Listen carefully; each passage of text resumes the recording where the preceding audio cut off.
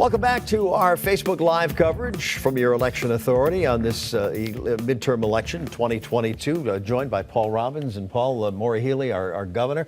We look at the ballot questions because one of the things we were talking about today that it was the fact that the election and the turnout this year was driven primarily by the 4 ballot questions as opposed to the races that were on the ballot. And yeah, we had the most boring races, right? We really did. We didn't have a barn burner in any of them, unless the legislative races would do that. But yeah, you're right.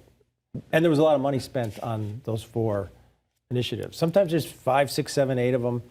I think we all got a mailing. We all saw a lot of television. So a lot of confusion, I think. That's you win if you confuse people. Now, with ballot question 4, as far as driver's license for immigrants, right now the yes voters are ahead, and that would keep the law the way it is, where they would get their licenses. So where that stands, but it's still too early. The results are starting to trickle in, 55 to 45. So that's with a small percentage coming in right now. But. And that can change too, from urban, suburban to rural.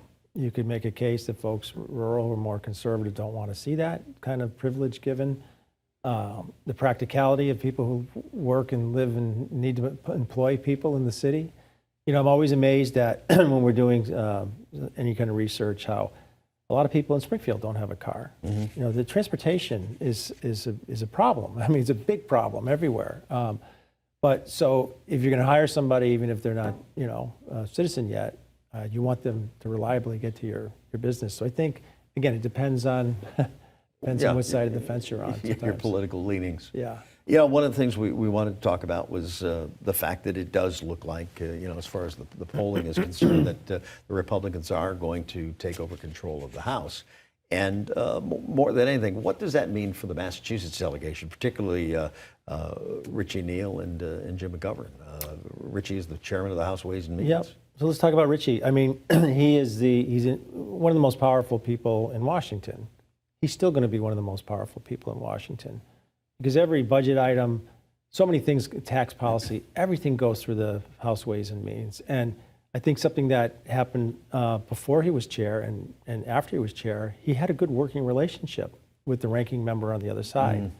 So with all the craziness, right, with all the division, people parked into different, the House Ways and Means is kind of like the old days.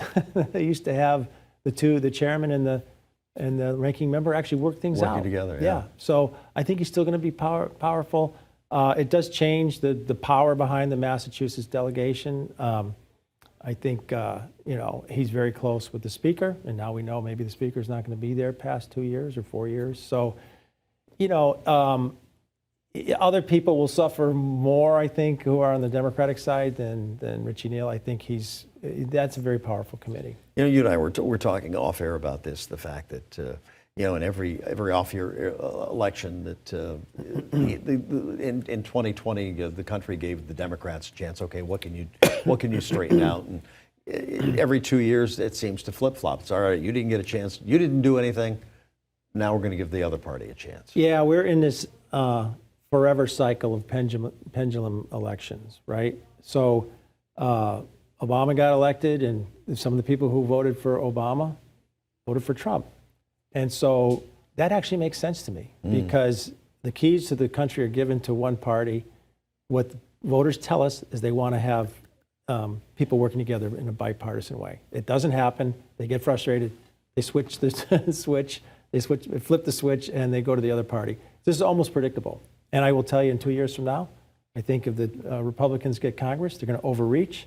They're going to put Anthony Fauci in front of a committee. They're going to Hunter Biden. They're going to try to impeach the president, Joe Biden. And I think in 2 years, I think it tilts back. That pendulum goes the other way. You know, I was looking at some figures from yesterday, going back to, I think, to the second George Bush presidency, and the fact that in every off year, the party did lose, and in some cases by a pretty big majority.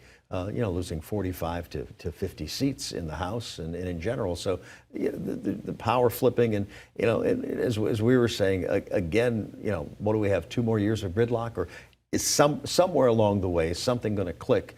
on Capitol Hill that, you know what, we need to work together for the country and not the party. Well, the irony is, whatever your persuasion, Biden and the Democratic Congress got a lot done. They had the CHIPS Act, where they're going to build the computer chips in Ohio.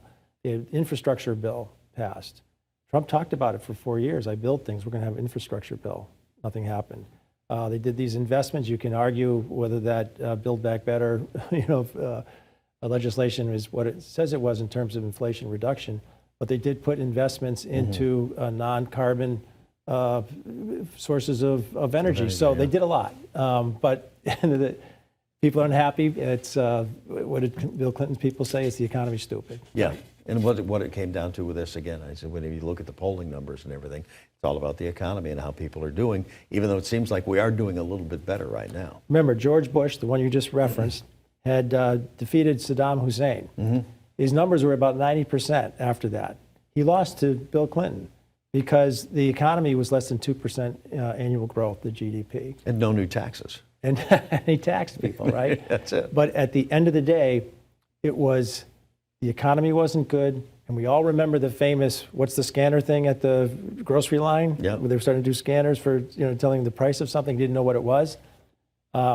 It comes down to that almost every time. If the economy was good right now, Democrats would have a shot, but there's not enough bipartisan activity, and people get frustrated, and they vote for the other side. All right. Paul, thank you. And Paul and I will be back in about a half an hour. Hopefully, we'll have more results coming in as the votes have been being counted for the last hour and a half, and we'll keep you posted. And you can always go online, westernmassnews.com, or with the Western Mass News app. See you in a little bit.